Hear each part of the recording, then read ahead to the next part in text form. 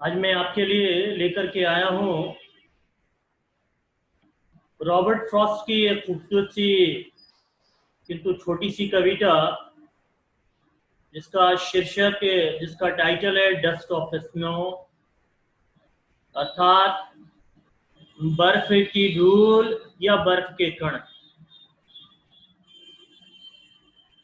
इस कविता में कवि ने एक घटना का जिक्र किया है और ये घटना बहुत साधारण है, मगर इसमें बहुत गूढ़ अर्थ छिपे हुए हैं।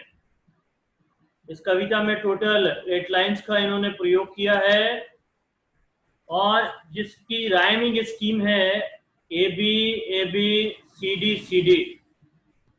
फिर से रिपीट कर रहा हूं, इसकी rhyming scheme A B C D है और इस पोएम को कवि ने जो लिखा है वो उसके जरिए वो बहुत खूबसूरत संदेश देना चाहते हैं पूरे मानव जगत को। मैं इस पोएम को पढ़ रहा हूं, ध्यान से सुनिएगा और कुछ जो वर्ड्स हैं उस पर मैं डिस्कस करूंगा।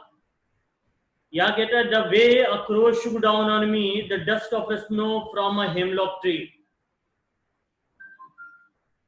has given my heart a change of mood and saved some part of a day I had rued.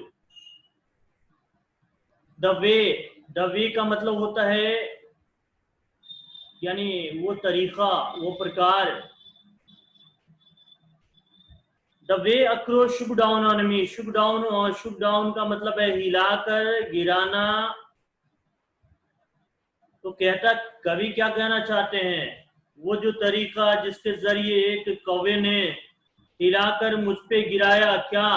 The dust of snow, क्या गिराया? The dust of snow from a hemlock tree. कहां से? Hemlock tree से।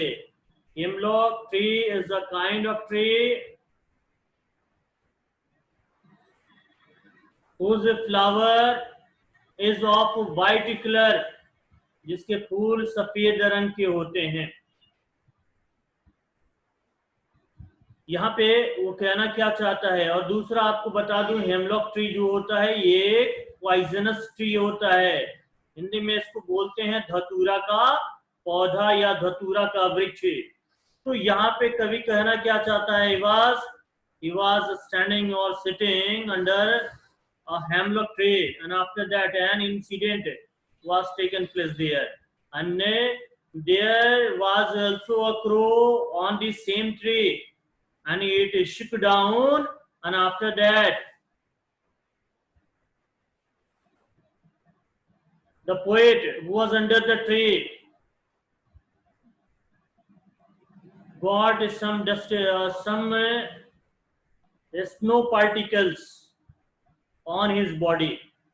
तो क्या हुआ कि उसके शरीर पे जो है कुछ स्नो के पार्टिकल्स गिरे, यानी snow particle, dust of snow. इसका मतलब यह है कि बर्फ की धूल या बर्फ के कुछ कण उसके शरीर पे गिरे।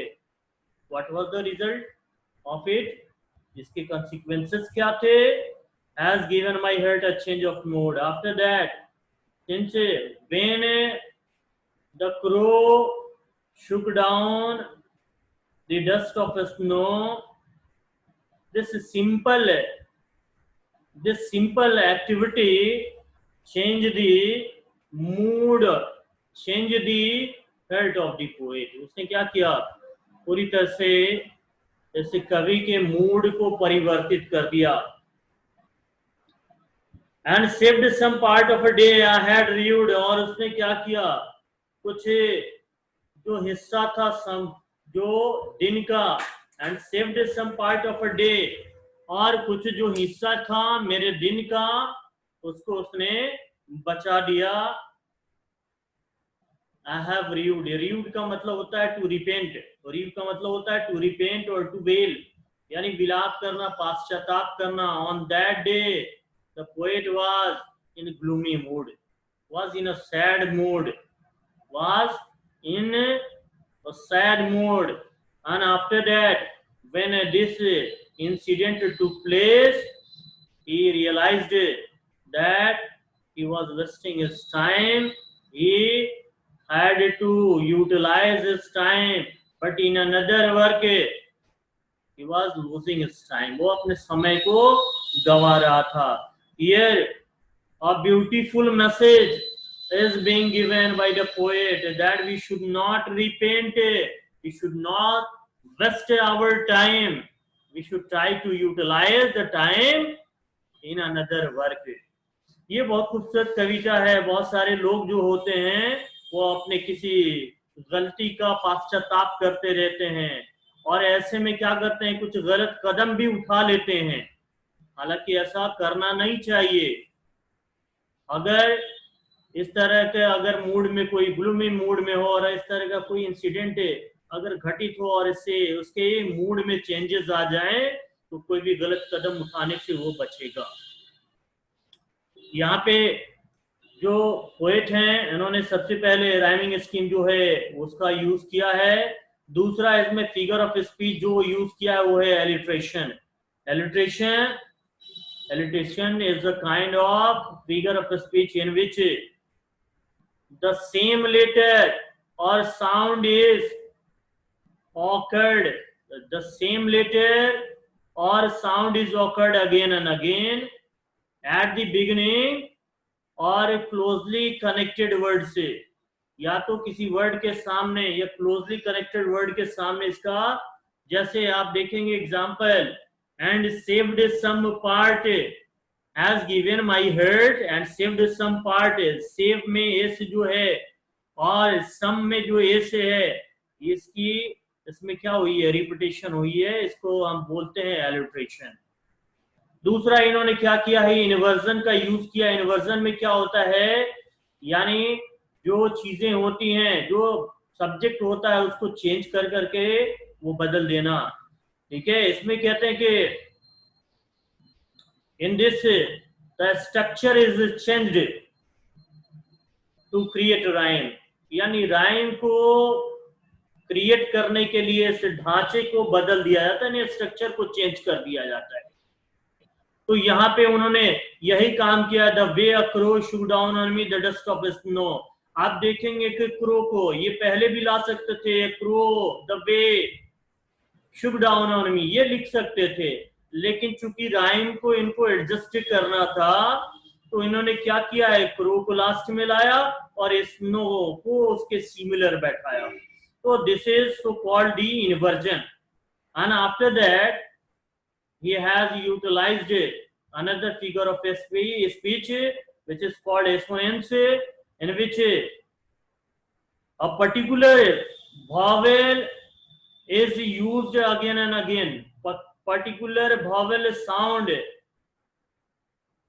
is used and it is prominent in a sentence.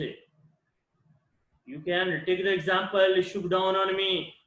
Here you may find O is prominent and it is used again and again, where you may find SHOOK, 2O are there.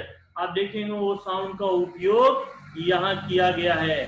तो ये बहुत खूबसूरत कविता है और इससे हमें एक message मिलता है कि हमें पश्चाताप में जो है अपना समय व्यतीत नहीं करना चाहिए. हाँ, हमें उसे समय का उपयोग करना चाहिए सही ढंग से. तो मुझे लगता है कि ये आपको पसंद आएगा और अगर आपको ये पसंद आता है तो शेयर करना, लाइक करना और सब्सक्राइब करना भूलिएगा नहीं. Subscribe the channel and support me. Thank you and have a nice day.